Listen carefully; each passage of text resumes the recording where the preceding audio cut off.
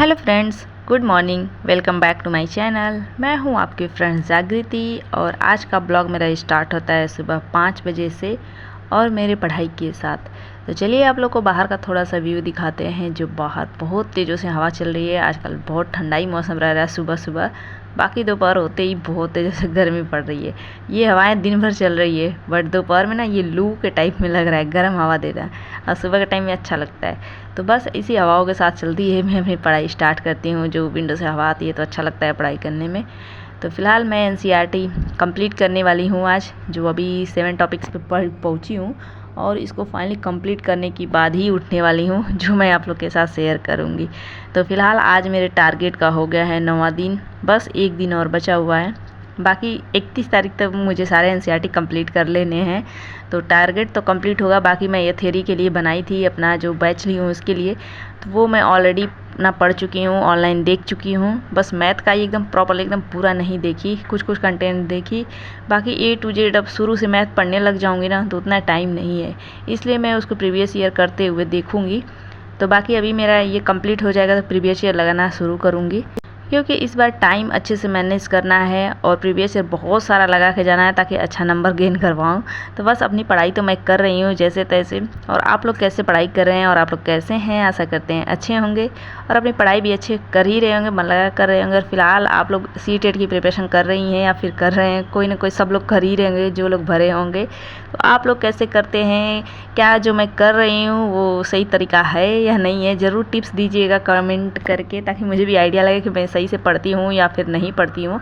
अपना blog share करती हूँ तो कुछ टिप्स तो बनता है कि आप लोग दे सकते हैं। मतलब मेरी पढ़ाई जो है, मैं पहले थ्योरी पढ़ ली उधर से और वीडियो भी देख ली, उसके बाद उसमें जो नोट करना था वो नोट भी करी, थोड़ा बहुत जो जो कंटेंट थे। अब A to Z एकदम बैठ जाओ उसका नोट्स बनाने तो वो भी सही नहीं है ना। जो इम्पोर्टेंट लगता है वो करिए। बाकी पहले से भी पढ़ ही रही हूँ तो थोड़ा बहुत दिमाग में छपा ही है।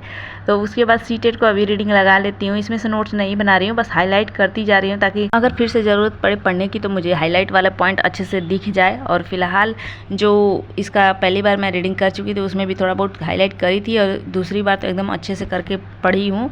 और बाकी फाइनली ये मेरा कंप्लीट हुआ जो 6 क्लास वाली साइंस का एनसीईआरटी। और बाकी आज 7th का पढ़ने वाली हूँ, जो मैं नेक्स्ट ब्लॉग में शेयर करूँगी, क्योंकि 7, 8 ये 2-3 तक ही मैं अपना मंगवाई हूँ, यही तीनों तक पढ़ रही हूँ। तो इधर देख सकते होंगे 8 बजने वाले थे, 7:30 हो गए थे करीब पढ़ते पढ़ते, जो सुबह 5 बजे से पढ़ रही थी। ये सुबह की पढ़ाई जब भी मैं पढ़ती हूँ ना तो लगातार पढ़ती हूँ, इसमें बच्चे परेशान करने वाले नहीं होते। बस वही जग जाते हैं तो आ जाते हैं बीच में, तो थोड़ा बहुत मना करो तो मान भी जाते हैं, क्योंकि सुबह सुबह जगे रहते हैं ना तो माइंड फ्रेश रहता है तो अपना कुछ अलग काम करने लगते हैं। और दिन भर रहता है कि अगर मना करो तो भी नहीं मानते हैं। तो बस ऐसे ही सब कुछ चला और बाकी घर का सारा काम करते हुए जो झाड़ू वाड़ू वगैरह लगाई, उसके बाद चाय वाय बनाने लगी, क्योंकि आज पोछा नहीं लगाई। जो मैं आगे क्या करने वाली हूँ वो मैं दिखाने वाली हूँ।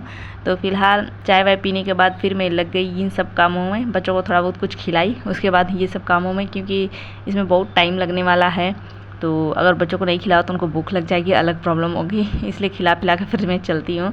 तो इधर का थोड़ा बहुत कपड़े थे सब अरेंज करी और बाकी ये वाला रूम मैं क्लियर करने वाली हूँ।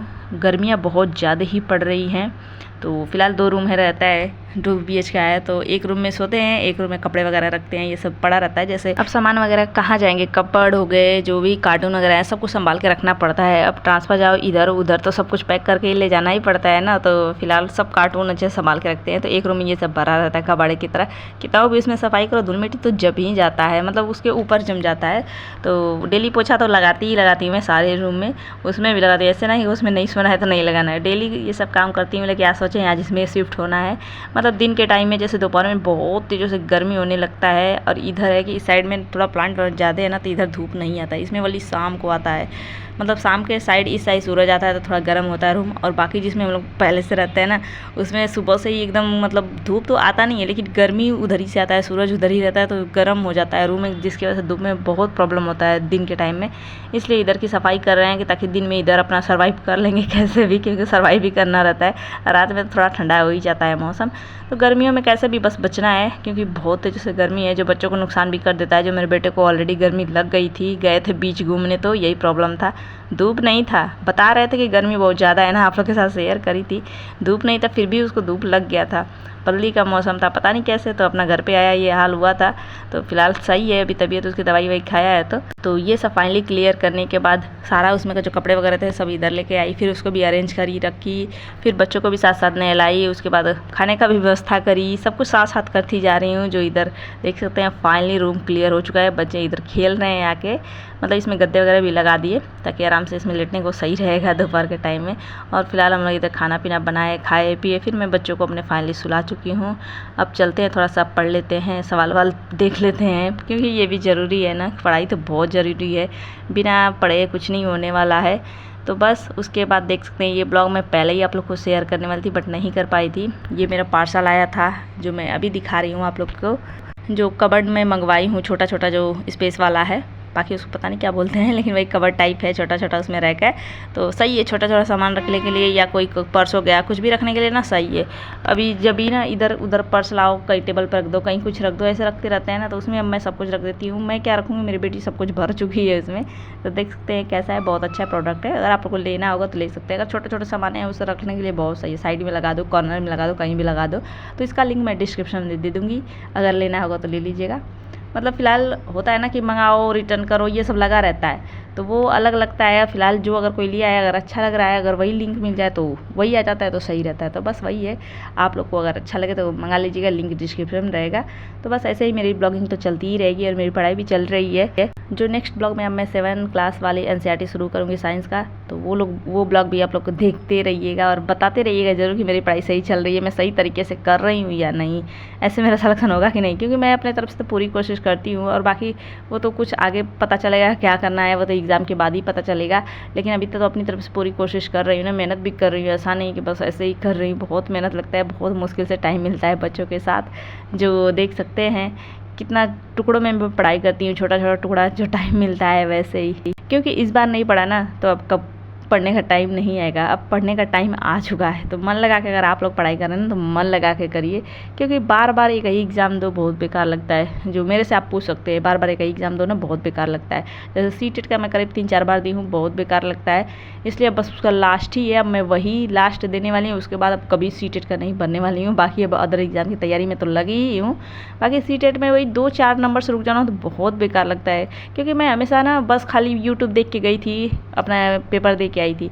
कभी भी खुद से मैं पढ़ाई नहीं करी थी, खुद से नोट्स नहीं प्रिपेयर करी थी, ना ही अपना प्रीवियस ईयर लगा के गई थी, क्योंकि ज़्यादातर लोग बोलते थे कि आराम से यूट्यूब से देख के हो जाएगा।